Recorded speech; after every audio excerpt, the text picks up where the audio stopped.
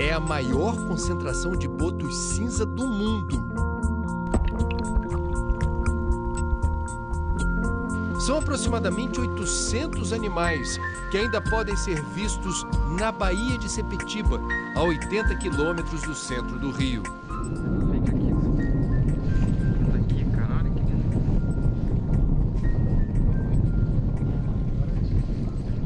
Parece muito, mas eles estão desaparecendo rapidamente.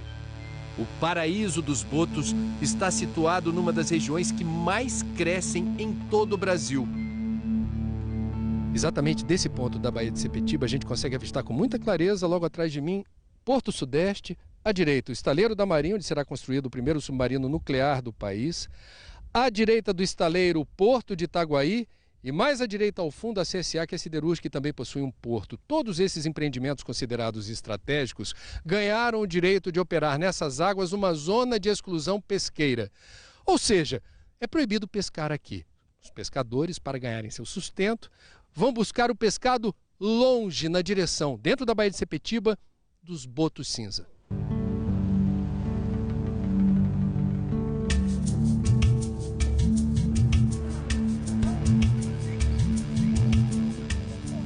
Bom para a economia, ruim para os pescadores.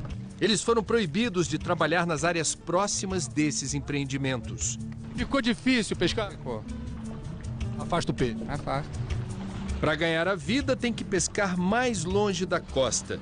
Linguado e robalo são os peixes mais valorizados no mercado.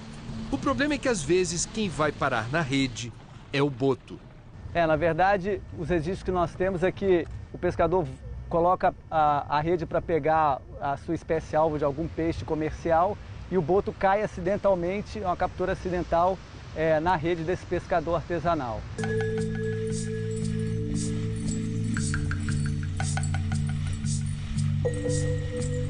As mais nocivas são as redes de espera, que ficam 12 horas no mar ou 24 horas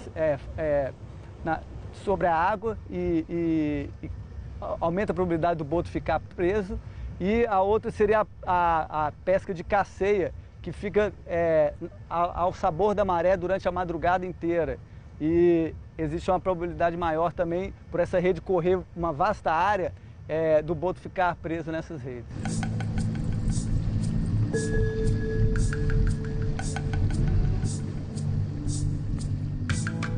Só aqui nas ilhas de Jaguanum, Marambaia, a gente tem levantado em torno de 300, 400 pescadores. Só que Sepetiba é uma outra área que tem mais de 1000 pescadores lá.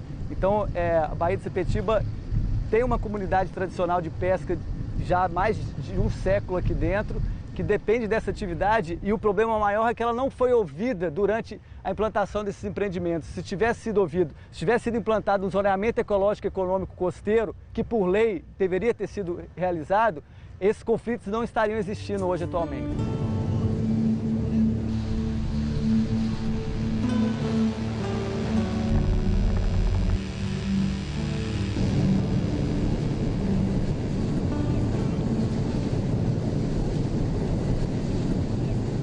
Mais um boto cinza encontrado morto nas águas da Baía de Sepetiba. Essa é a carcaça de número 345, retirada das águas da Baía nos últimos 10 anos. Metade de todas essas carcaças foi retirada nos últimos 3 anos. Nesse ritmo, não haverá mais botos cinza por aqui daqui a uma década. Vamos passar por ele, vamos passar por ele, vamos passar por ele.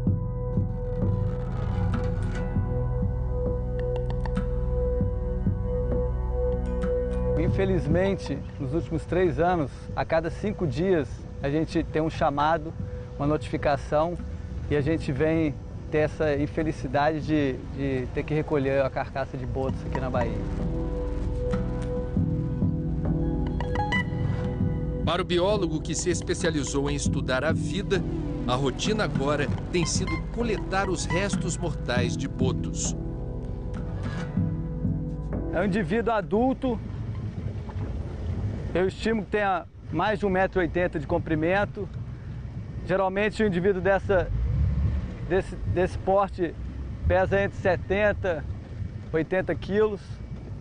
Idade é impossível da gente estimar, porque eu sei que ele tem mais de 5 anos de idade, porque ele atinge a idade adulta com 5 ou 6 anos. Então, mais que 5, 6 anos ele tem. Agora ele pode ter até 30, que essa espécie vive até 30 anos.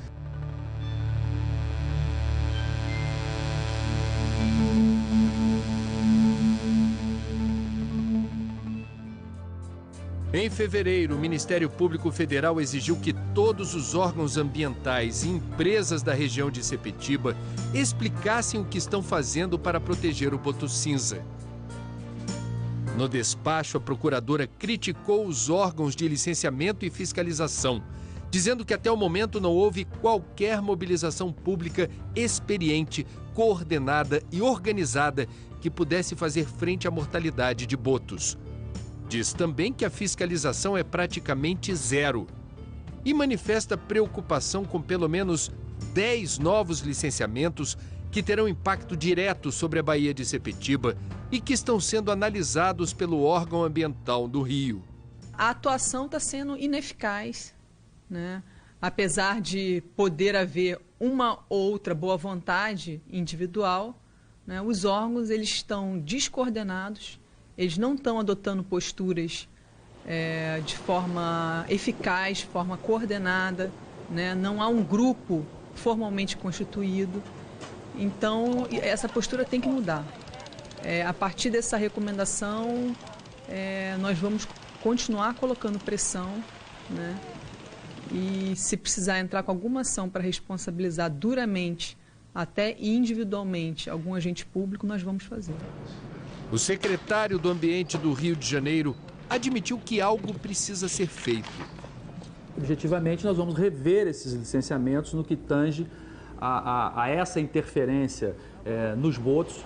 É necessário realmente mais coordenação, que a gente possa olhar com atenção maior essa questão dos botos. Então, a gente vai procurar aperfeiçoar e toda crítica e toda contribuição do Ministério Público é bem-vinda.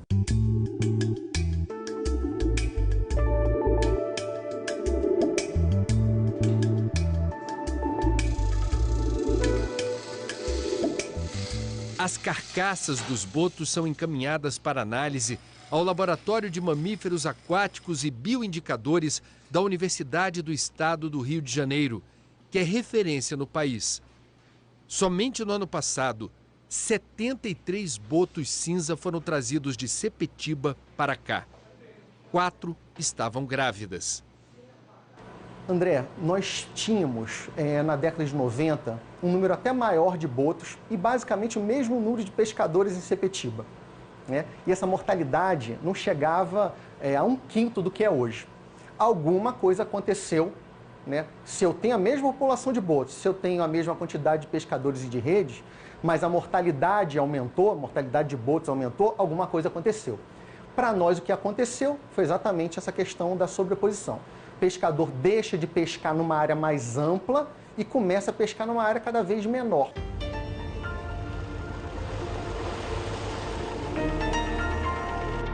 O coordenador do laboratório compara a situação dos botos de Sepetiba com os da Baía de Guanabara. Na década de 80, eram 400 animais. Hoje, restam apenas 35 botos. E falavam pra gente, não, esses botos, na verdade, estão saindo da Baía de Guanabara, eles vão para outro lugar. A gente, com a pesquisa, mostrou que não, porque a gente reconhece cada um desses animais e a gente sabe que os botos de Sepetiba não vão para Ilha Grande, não vão para a Baía de Guanabara e vice-versa. Ou seja, se a população de determinado local, por exemplo, Baía de Guanabara, acabar, né, provavelmente ela não vai ser recomposta, né? Ou seja, o boto vai sumir, né?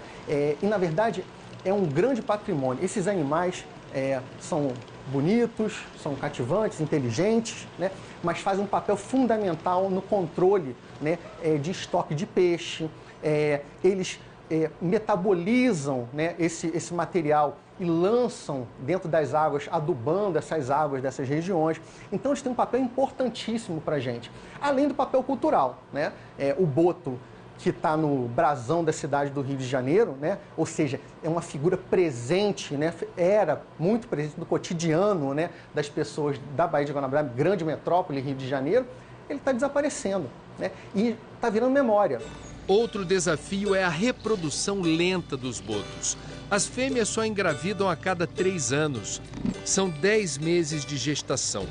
Depois, a mamãe boto cuida do filhote por 2 anos antes de engravidar novamente. Hoje, os botos se refugiam no fundo da baía, onde existe uma área de proteção ambiental.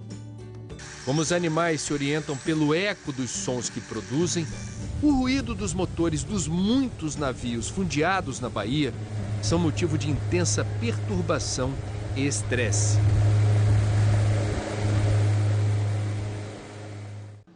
Os pesquisadores do laboratório Máqua, da Universidade do Estado do Rio, afirmam ainda que o boto cinza da Baía de Guanabara é a espécie mais contaminada do mundo por diversos tipos de poluentes, inclusive aqueles liberados pelos navios que já afundaram. Olha, a Baía de Guanabara, infelizmente, está se transformando num cemitério de navios abandonados e afundados. Há uma estimativa de que 250 embarcações e carcaças existem aqui na Baía de Guanabara, no fundo do mar. Isso representa um elevado risco ambiental de vazamento de óleo. Há também produtos tóxicos, como graxas e lubrificantes. E esse material, que é um metal pesado, contém cádmio, zinco, mercúrio, bromo, corantes orgânicos. Enfim, há um risco à biodiversidade da Baía de Guanabara.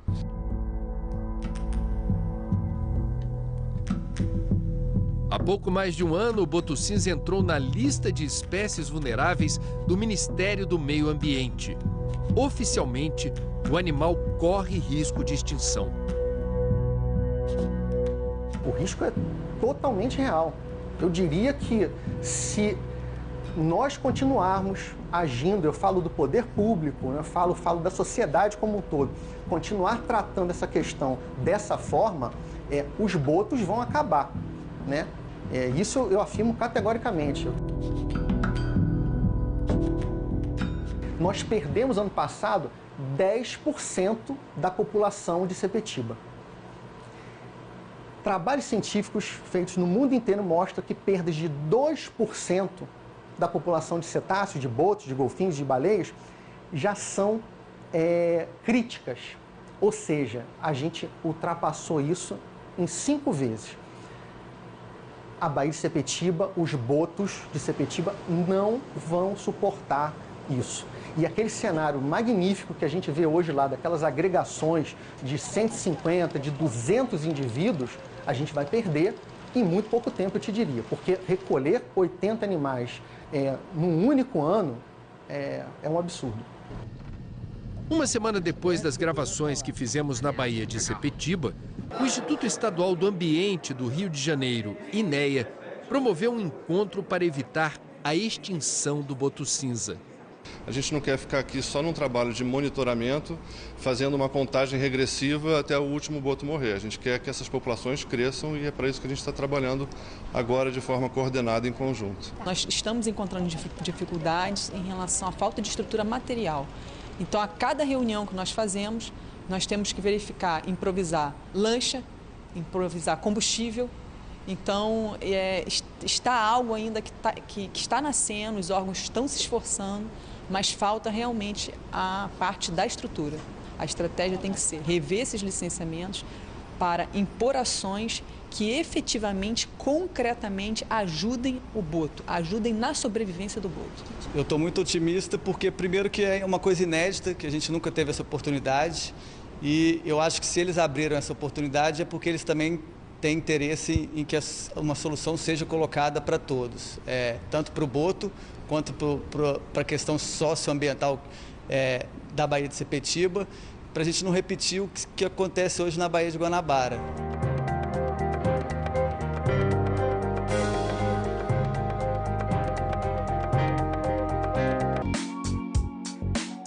Olhando assim, parece apenas um prato de comida, mas há algo diferente aqui.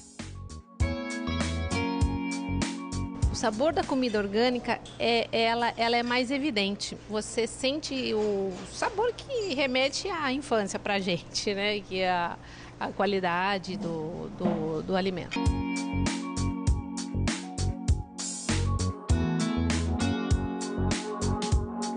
Será que vale para o suco também? Sempre com um sabor, acho que bastante aguçado, assim, especial, não sei, é um sabor diferente mesmo. Na hora da boia, há quem não abra mão de pagar um pouco mais.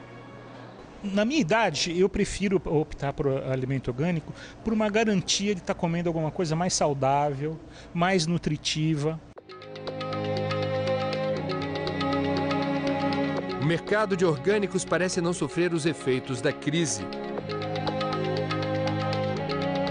Apesar da diferença de preço para os produtos convencionais, que chega a 40%. Segundo o Ministério da Agricultura, o número de produtores orgânicos vem crescendo ano a ano e praticamente dobrou de tamanho em apenas 2 anos. A maior parte dos produtores se concentra na região sul do país, seguidos da região Nordeste e Sudeste. Na divisão por estados, o Rio Grande do Sul aparece em primeiro lugar com quase 1.600 produtores, seguido por Paraná e São Paulo. Em 2015, o mercado de orgânicos movimentou o equivalente a 2,5 bilhões de dólares. A projeção para este ano é que o setor cresça no mínimo 30%, com destaque para os produtos derivados de leite e de origem animal. Metade da produção brasileira é destinada à exportação, que apesar da crise deve crescer 16% este ano. A cada semana, aproximadamente 600 feiras orgânicas acontecem em todo o país. Mas como saber se o produto é mesmo orgânico? Talvez a textura, o paladar, sim. O sabor, o aroma, né? Só deveria ter o selo ali aquilo que realmente tivesse sido... Mas numa feira, eu acho que se eu tiver um selinho e colar nas bananas ali dizendo que ela é orgânica, eu posso enganar muita gente dessa forma. É bom prestar atenção neste selo.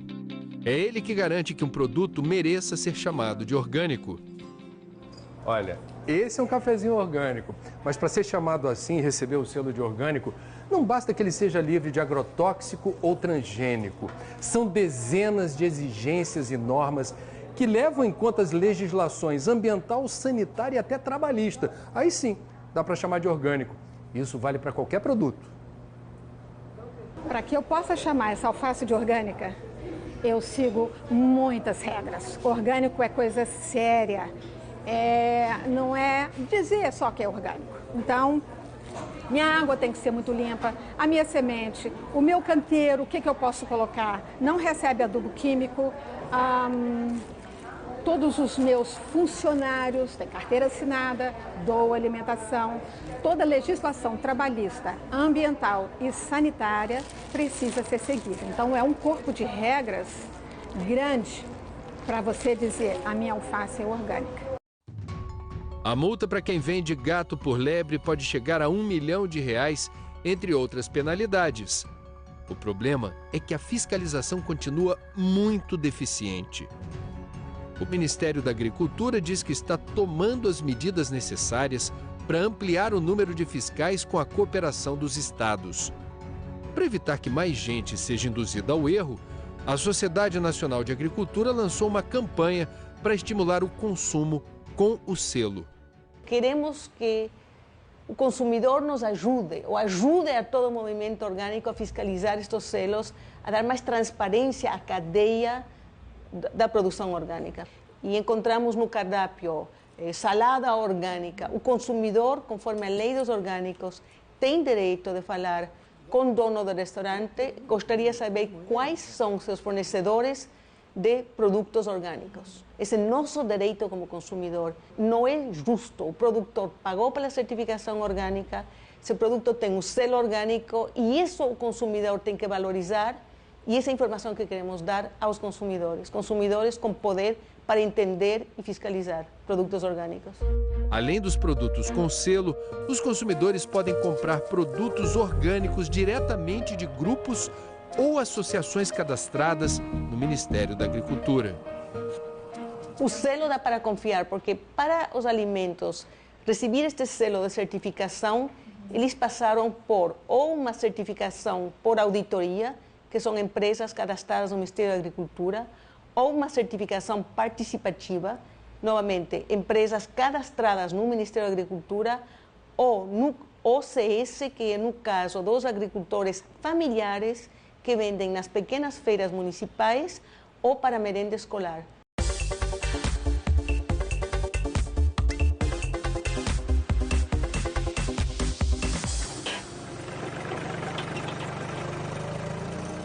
Hi, my name is Elise. I decided to do an experiment on how long it would take for a potato to grow vines. O vídeo dessa garotinha mostrando o resultado de um trabalho escolar sobre o crescimento dos vegetais bombou na internet. Alice comprou uma batata doce numa mercearia e fez o experimento como a professora pediu. Colocou a batata num copo d'água por 3 semanas para acompanhar o crescimento dos brotos. Só que nada aconteceu. Ela achou estranho e repetiu o experimento e... Alice questionou o vendedor sobre a qualidade das batatas e ele explicou que os brotos não nasciam porque os vegetais costumam receber um banho de um produto químico dentro deles. He said, well, these will never grow vines. At the farms, they spray them with a chemical called bud nip. You should try one of our organic sweet potatoes. Quando a menininha trocou uma batata convencional por uma orgânica, ficou surpresa com a diferença de resultados. Over that time, we went to Ruth's Market, Ruth's Organic Food Market, and got a sweet potato there. It only took 1 week for it to sprout. And look at it now!